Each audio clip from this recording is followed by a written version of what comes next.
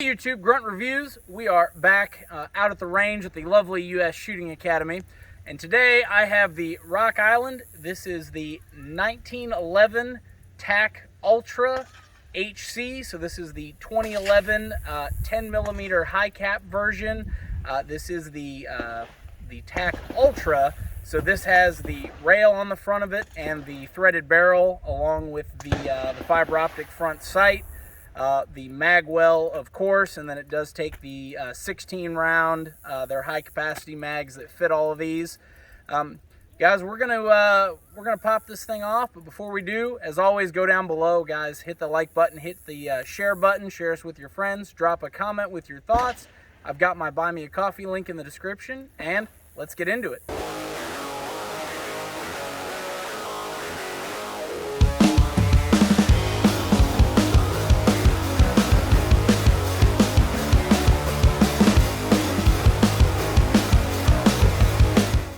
One thing I'll say about Rock Island and where you may come across a deal with these, as I'll cover in the tabletop, their part numbering and naming system is a little bit weird.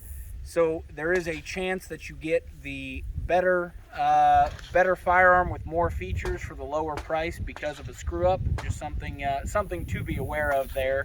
But first thing we're gonna do, I've got 16 rounds. This is the 180 grain, of course, 10 mil. This is the Armscore jacketed hollow point. Figure Armscore pistol, might as well use some Armscore ammo.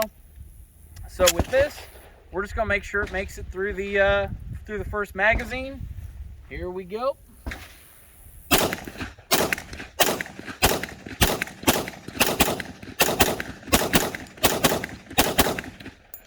And all the way through, locks back.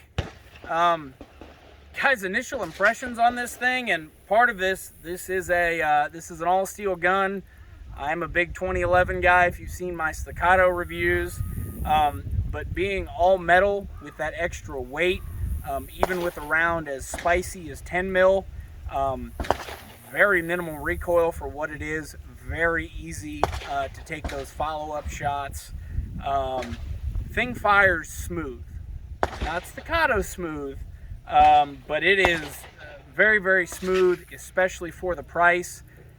These are somewhere in the vicinity of, I believe, $800, give or take, up to about $1,000. They've got a cheaper non-rail, non-threaded version for about $600 to $700, and then they have their match models, which don't have the threaded barrel. Those are in the $1,000 range. Downside, does only come with one mag, so I'm gonna load up another mag and we're gonna do some more shooting. So next function test, or last function test I should say, this is some Steiner and Beloit, some S&B. This is just some regular ball ammo, 180 grain. Just want to make sure it runs the ball as well as the hollow point. If you've shot 1911s for any period of time, you know if your ramp is not set up right, they don't like flat nose rounds. I don't think we'll have an issue, but let's find out. So, 16 rounds. Let's see how she runs. And, let's see here. All right, we had a failure to feed. That one locked in. Another failure to feed there all the way.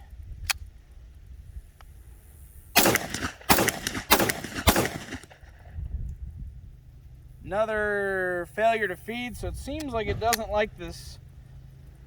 It's either the mag not feeding right, I don't know if you can see that, but the round's getting caught at just an angle. As soon as you relieve the pressure, it straightens up. Mag seems to be moving freely. That is the downside of this thing only coming with one magazine, is you can't check it with another mag. Nope. Same thing, and then if you'll watch here, as soon as I relieve the pressure, it pops back up and locks into place. Same thing there, and just that little tap locks it into place.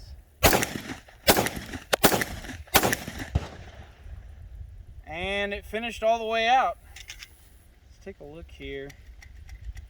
So And not saying this is the issue, but the mag seems to be feeding freely and moving freely.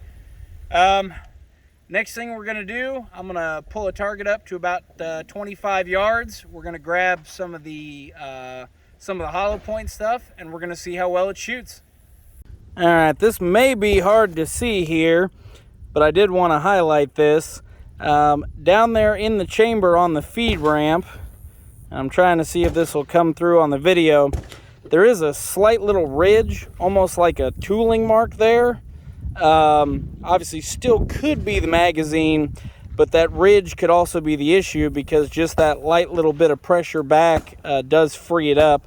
Just kind of wanted to highlight that before we accuracy test it. All right, so we know this stuff runs. This is the arms core. It's the hollow point 180 grain. I'm going to do a 5-shot grouping here, and you'll see the target appear. And let's see what she does at 25 yards.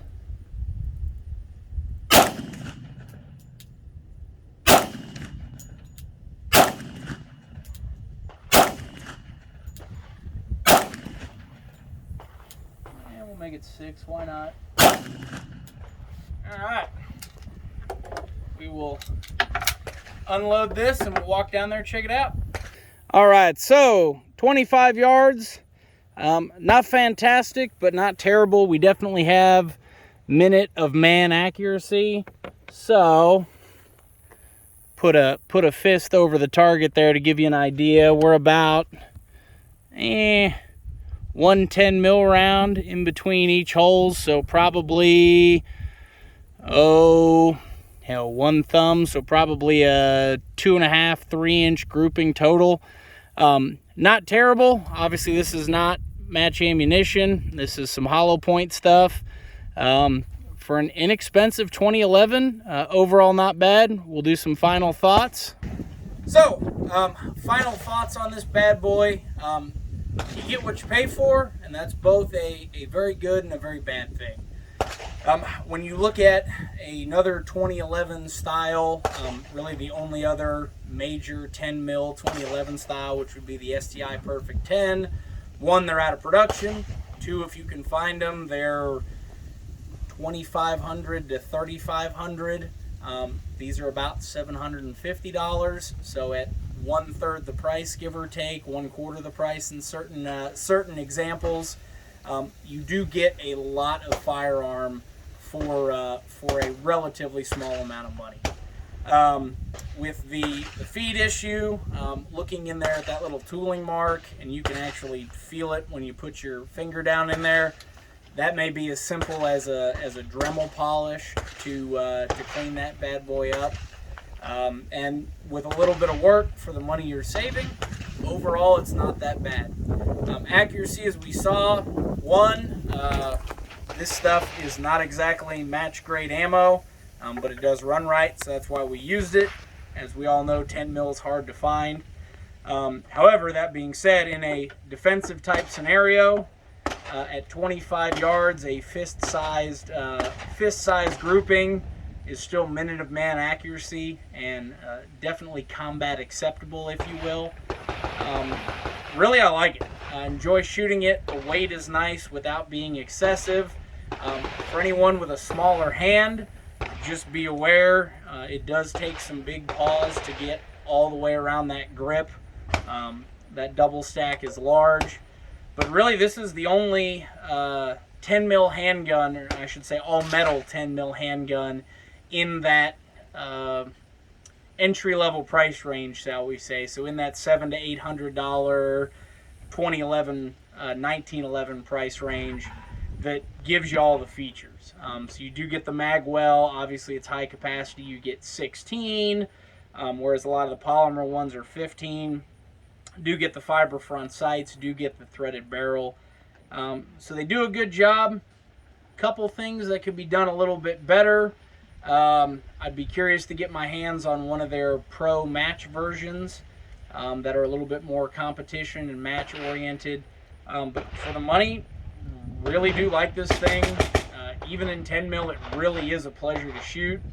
So guys, as always, I do appreciate your time watching this, and as always, stay safe, train hard.